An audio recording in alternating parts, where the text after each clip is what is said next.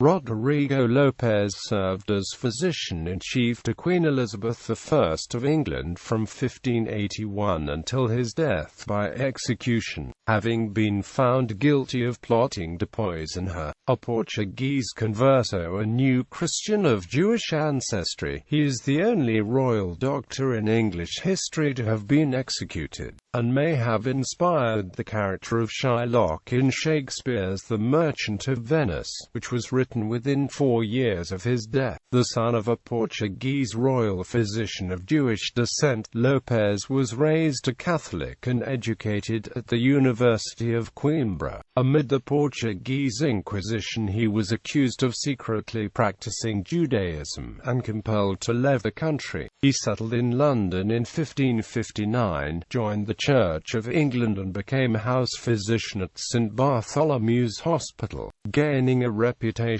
as a careful and skilled physician, he acquired several powerful clients, including the Earl of Leicester and Sir Francis Walsingham, and eventually the Queen of England herself. The Earl of Essex accused Lopez of conspiring to poison the Queen in January 1594. Insisting his innocence, the doctor was convicted of high treason in February and hanged, drawn and quartered in June, reportedly after averring from the scaffold that he loved the Queen as well as he loved Jesus Christ, a statement that, from a man of Jewish background, prompted mocking laughter from the crowd. Elizabeth's 3-month delay signing Lopez's death warrant is sometimes interpreted as evidence that she doubted the case against him. In any case, she returned almost all of his estate to his widow and children. Early life and family. Roderigo Lopez was born into a family of Jewish origin in Portugal around 1517. His father, Antonio Lopes, was physician to King John III of Portugal, and had been baptized into the Roman Catholic Church under coercion in 1497. Lopez was baptized and raised in the Catholic faith as a converso or new Christian, and educated at the University of Coimbra. He received a BA degree under the name Rui Lopes on 7 February 1540, then an MA on 4 December 1541. He enrolled for a medical course on 23 December that year. Records do not survive regarding his doctorate, but according to his biographer Edgar Samuel, it is probable that he received it in 1544. Amid the Portuguese Inquisition, Lopez was alleged to be a crypto-Jew Marano, one of Jewish descent who professed the Christian faith, but secretly adhered to the Judaism of his ancestors, and was compelled to leave Portugal. He settled in England in 1559, anglicizing his first name as Roger, and successfully resumed his practice as a doctor in London. He joined the Church of England. He soon became the house physician at St Bartholomew's Hospital in Smithfield. A colleague that the surgeon William Clowes noted in 1591 that Lopez showed himself to be both careful and very skillful in his counsel in dieting, purging and bleeding. Around 1563 Lopez married Sarah Aines, the eldest daughter of another new Christian refugee from the Portuguese Inquisition, the merchant Dunstan Aines, who had settled in London in 1540. According to Samuel, both the Aines and Lopez households secretly practiced Judaism, which was then illegal in England, while outwardly conforming as Anglicans. Other scholars are ambivalent on the matter. Lopez would always insist that he was a Christian. Roderigo and Sarah had 4 sons and 2 daughters, of whom at least the eldest 5, Ellen, Ambrose, Douglas, William and Anne, were baptized within the hospital precincts at St Bartholomew the Less between 1564 and 1579. Lopez's brother Louis lived with them in Holborn. His second brother, Diego Lopes Aylman, became a merchant in Antwerp and Venice. royal physician, Lopez developed a large practice among powerful people, including Robert Dudley, Earl of Leicester, and the principal secretary Sir Francis Walsingham, and in 1581 he was made physician-in-chief to Queen Elizabeth I of England and her household, with a life pension of £50 per year. In June 1584, Elizabeth granted him a monopoly on the importation of aniseed and sumac to England for 10 years. This was renewed in January 1593.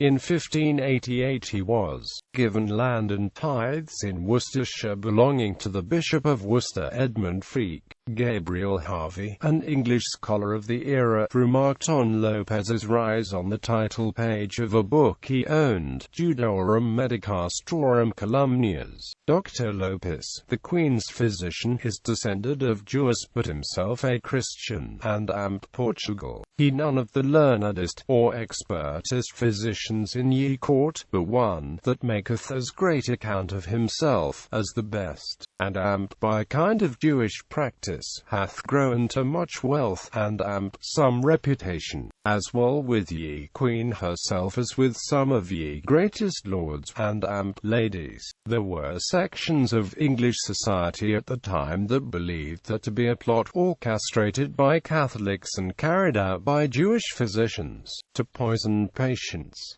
Converso, doctors in Iberia were similarly often accused of murdering the patients or attempting to poison them. In 1584, an anonymous Catholic pamphlet denouncing the Earl of Leicester suggested that Lopez the Jew was one of the Earl's agents for poisoning an amp for the art of destroying children in women's bellies. Fluent in 5 languages, Lopez was involved in diplomatic intrigue, as many Christians of Jewish origin were at this time. Amid England's war with Spain in the 1580s, Lopez became an important member of a circle of Portuguese exiles in England, and the Queen's intermediary with the Portuguese pretender Dom Antonio, Prior of Crato, who was staying near Windsor Castle. Lopez supported Dom Antonio, but in 1586 one of the pretender's entourage, Antonio da Vega, wrote to the Spanish ambassador in Paris, Don Bernardino de Mendoza, claiming that he could persuade Lopez to poison Dom Antonio. The Spanish did not act on this idea. In 1590, Lopez approached Mendoza, possibly on Walsingham's behalf, with the intention of opening peace negotiations. The Spanish gave Manuel de Andrada, Lopez's intermediary, a jeweled ring worth £100 as a gift for Lopez's daughter. After Walsingham's death in 1591, Lopez continued exchanging letters with Spanish officials without the English government's knowledge or authority. There is no surviving evidence to suggest that Lopez conspired against England or Elizabeth personally, but these Spanish connections would come back to punish him. According to Samuel, Lopez had acted stupidly and dishonestly. Trial and execution. By the early 1590s, Lopez was wealthy and generally respected. He owned a comfortable house in Holborn and had his youngest son Anthony enrolled at Winchester College. He incurred the fury of one of his former patients, Queen Elizabeth's favourite Robert Devereux, Earl of Essex, when he described to Dom Antonio and the Spanish statesman Antonio Perez occasions on which he had treated Essex for venereal diseases. Learning of this from Perez, Essex began to assemble evidence implicating Lopez as some sort of fifth columnist in the pay of King Philip II of Spain. The Lord High Treasurer Lord Burleigh initially thought Essex's allegations against Lopez absurd. The Queen herself also rebuked Essex. Late in 1593, Essex discovered a secret correspondence between Estevo Ferreira da Gama, one of Dom Antonio's former supporters, and officials in the Spanish Netherlands, and had a messenger, Manuel Luis Tinoco, arrested. Lopez's courier Gomes da Villa, a London-based Portuguese New Christian, was also arrested. Both implicated Lopez during interrogation. On 28 January 1594, Essex wrote to Anthony Bacon of a most dangerous and desperate treason, the target of which was Queen Elizabeth. The executioner should have been Dr. Lopez.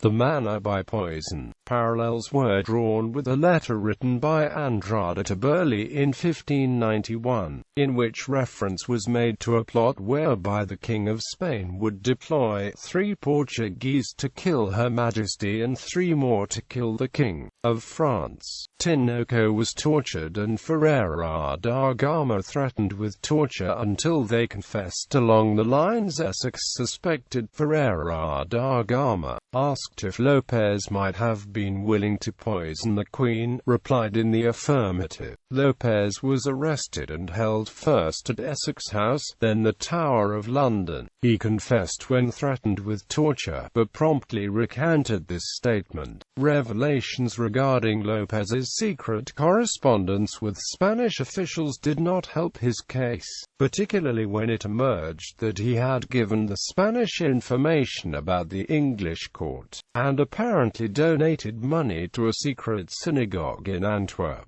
Burleigh and the spy master William Wade were soon ready to believe the worst. To quote Samuel, Lopez, Ferreira da Gama and Tinoco were tried by commission headed by Essex at Guildhall on 28 February 1594. Lopez insisted that he was innocent. The prosecutor, Sir Edward Coke, denounced the doctor as a perjured, murdering villain and a Jewish doctor worse than Judas himself, a new Christian, a very Jew. The 3 were convicted of high treason and sentenced to death. The Queen waited over 3 months before signing the death warrant. This delay is sometimes interpreted as evidence that the Queen doubted the case against her doctor. Lopez, Ferreira da Gama and Tinoco were hanged, drawn and quartered at Tyburn on 7 June 1594.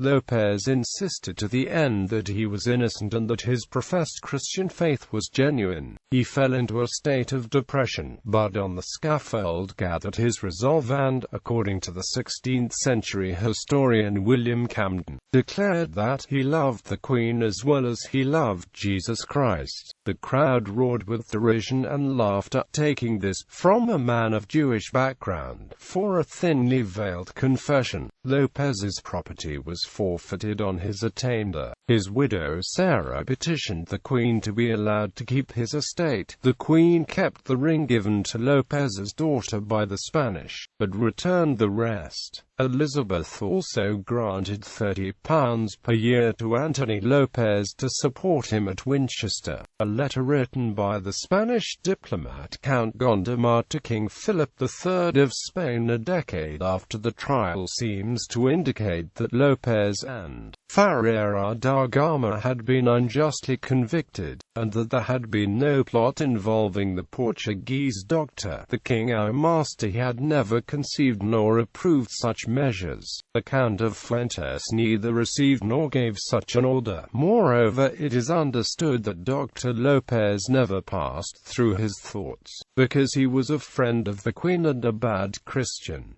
Lopez remains the only royal physician executed in English history. Possible literary legacy. Some historians and literary critics consider Lopez and his trial to have been an influence on William Shakespeare's The Merchant of Venice, specifically as a prototype for the play's principal antagonist Shylock, a Venetian Jewish moneylender who hates Christians. The Lopez case prompted a revival of Christopher Marlowe's play The Jew of Malta, which according to Elizabeth Lane Ferdle began rehearsals in London the same day Lopez was taken to Essex House. There is a mention of Lopez in Marlowe's Dr. Faustus, comparing him to the title character. Dr. Lopez was never such a doctor. Quote, "This was probably added after Marlowe's death in 1593.